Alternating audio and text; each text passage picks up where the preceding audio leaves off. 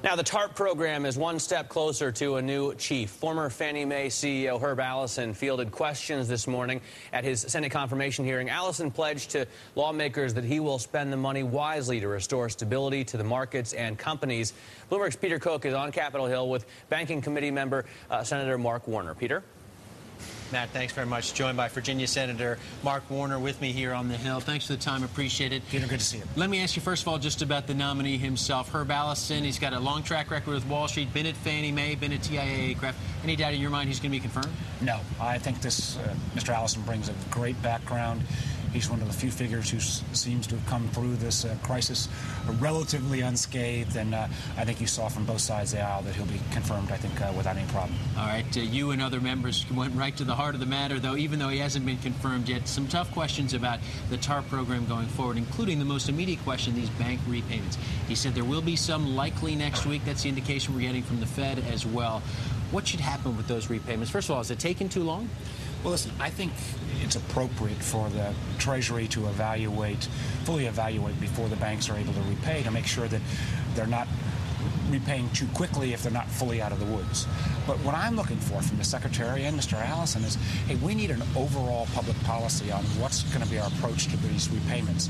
You know, the easy part is getting the funds repaid. Then the real question then becomes, what do we do with these warrants? I personally believe, as an investor or former venture capitalist, you take a risk exposure. We, the public, ought to get some of this upside. Now, I understand why the banks want to get the warrants back as well. They don't want to have any potential of political interference. So, you know, are there things other than selling off these warrants in the short term that we can do? Can we place them in a third party? Can we sell them off to the public? Can we create a foundation? Something where we, the public, the taxpayers who took this risk at that moment of crisis, get some sense of the upside. So you think there is a possibility here if you can create a third party again, and some of the banks have said they'd be okay with that, but again, over time, taxpayers shouldn't cash out of these right away. Well, I think that we ought to make a good business decision. You know, I want to make sure that the government gets out of these institutions as quickly as reasonable possible.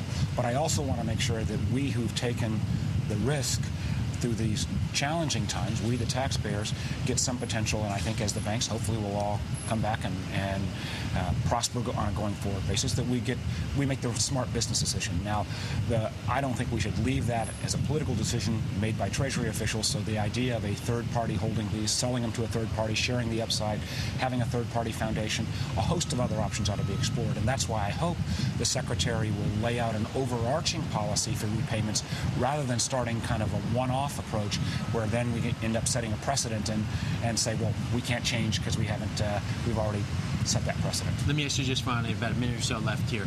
You've also raised concerns about the payments to AIG and that whole situation. Everyone's been concerned about that. You're concerned about those counterparty payments that were made whole to Goldman Sachs, a whole host of other banks.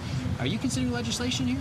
Well, listen, this is exactly the case where, because there was no, in effect, I think, plan on the front end, and I understand we had to come in and shore up AIG. There was potential systemic risk, but, you know, the AIG shareholders have taken a haircut. I know the American taxpayers are going to take a haircut. Why should the counterparties be the only people getting 100 cents on the dollar?